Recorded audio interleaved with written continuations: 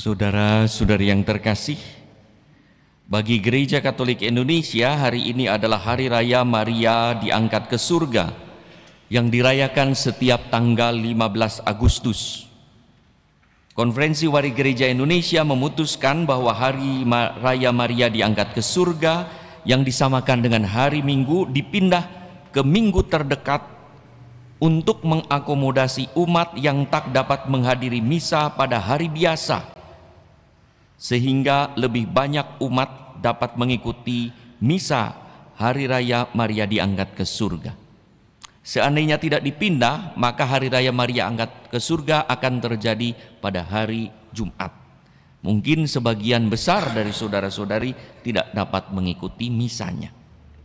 Pada tahun 2025, hari raya ini seharusnya dirayakan pada tanggal 17 Agustus 2025 yang dekat dengan tanggal 15. Tetapi karena tanggal 17 Agustus adalah hari raya kemerdekaan Republik Indonesia juga, hari raya Maria diangkat ke surga ditempatkan tahun ini 10 Agustus 2025.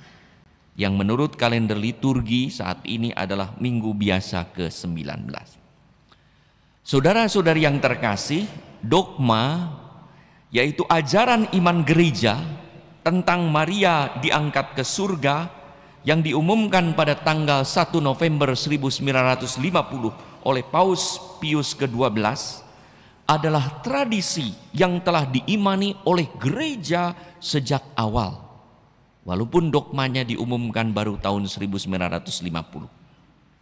Ajaran iman ini berkaitan erat dengan dogma Maria dikandung tanpa noda dosa, yang disebut dengan Maria Immaculata, yang diumumkan Paus Pius ke-11 tanggal 8 Desember 1854.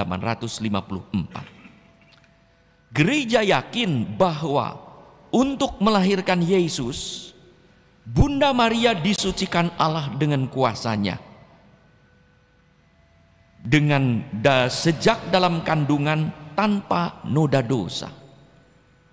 Dan selama hidupnya dilindungi oleh Allah sedemikian rupa dari dosa, karena Maria akan mengandung putra Allah. Hingga Maria tidak berdosa seperti manusia lain yang memiliki dosa asal atau kecenderungan dosa.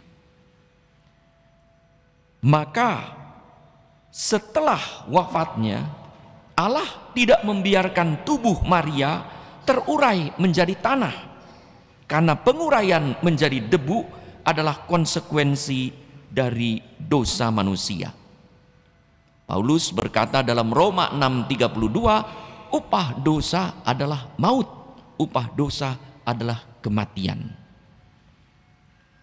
Maka Maria diangkat ke surga oleh Allah untuk berpartisipasi dalam kemuliaan putranya yang telah dikandungnya selama 9 bulan. Maria dijadikan sebagai tabut perjanjian baru. Dan gereja yakin Maria adalah tabut perjanjian baru. Kita mengenal di dalam perjanjian lama ada tabut perjanjian Allah yang diusung dalam menemani perjalanan bangsa Israel di padang gurun. Saudara-saudara yang terkasih, kalau kita bandingkan antara tabut perjanjian lama dengan tabut perjanjian baru, ada beberapa kesamaan. Saya hanya menyebutkan beberapa saja, tidak semua kesamaan itu. Yang pertama, tabut Allah perjanjian lama berisi 2 loh batu yang bertuliskan sabda Allah, 10 perintah Allah, seperti tertulis dalam Ulangan 10:2-5. Isinya sabda Allah tadi, lalu yang kedua mana dari surga, dan tongkat Harun sebagai imam yang digambarkan dalam Ibrani 9:4. Maria mengandung Yesus yang adalah sabda yang menjadi manusia, Yohanes 1:1. Dan Yesus adalah mana sejati dari surga, Yohanes 6:48. Dan menjadi imam agung sejati seperti dikisahkan dalam Ibrani 3:1. Jadi ada kesamaan antara tabut perjanjian lama dengan tabut Maria sebagai tabut perjanjian baru. Yang kedua, tabut perjanjian lama, tabut Tuhan itu diarak masuk ke Yerusalem. 3 Samuel 6:3, ketika bangsa Israel menang memasuki Yerusalem. Pada waktu itu Daud menjadi takut karena tabut Tuhan dibawa. Lalu ia berkata dalam 2 Samuel 6:8, bagaimana tabut Tuhan itu dapat sampai kepadaku? Maria datang juga ke Yerusalem menemui Elisabet.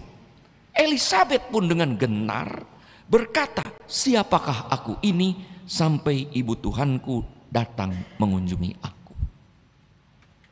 Yang ketiga, kita ingat juga kisah kemenangan Daud ya, dalam 2 Samuel 6:16. Di hadapan tabut Allah, Daud menari-nari menyambut kehadiran Allah di depannya. Di hadapan Maria yang mengandung Yesus, Yohanes dalam kandungan Elisabet melonjak kegirangan bagaikan menari-nari. Keempat, tabut Allah ini tinggal, dikisahkan di dalam 2 Samuel 6:11, tinggal di rumah Obed Edom selama 3 bulan. Demikianlah Maria tinggal di rumah Elisabet selama 3 bulan, seperti yang kita dengar dalam Injil hari. Dalam bacaan pertama kitab Wahyu, kita melihat kaitan tabut perjanjian dengan Maria yang dilihat oleh Yohanes. Maka terbukalah bait suci Allah yang di surga, dan kelihatanlah tabut perjanjiannya di dalam bait suci itu di surga. Dan langsung disusul dengan penampakan Maria. Maka tampaklah suatu tanda besar di langit, seorang perempuan berselubungkan matahari. Saudara-saudari, sebenarnya masih ada beberapa hal kesamaan-kesamaan yang menunjukkan bahwa Maria sungguh tabut perjanjian baru yang dipilih Tuhan. Tabut Tuhan tidak disembah. Yang disembah adalah Tuhan yang hadir di dalam tabut perjanjian. Maka walaupun bukan Tuhan, tabut itu sangat kudus dan berdaya ilahi. Dari kuasa Allah atas tabut hingga kesuciannya dapat mematikan orang yang memperlakukan tabut seperti yang tidak dikehendaki Allah. Maka ada kisah dalam perjanjian lama ketika orang menyentuh tabut yang suci itu dengan tidak pantas dan mati.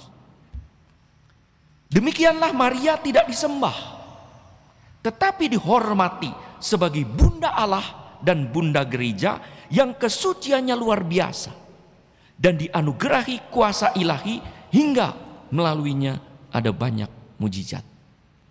Kita baru saja mendengar viral juga ya, beberapa ada kejadian kebakaran di Los Angeles, ternyata semua hancur tapi ada patung Maria yang berdiri.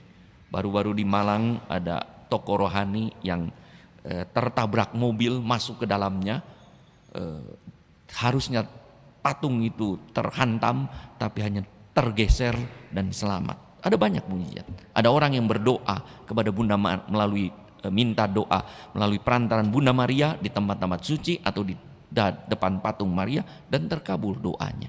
Ada begitu banyak mujizat.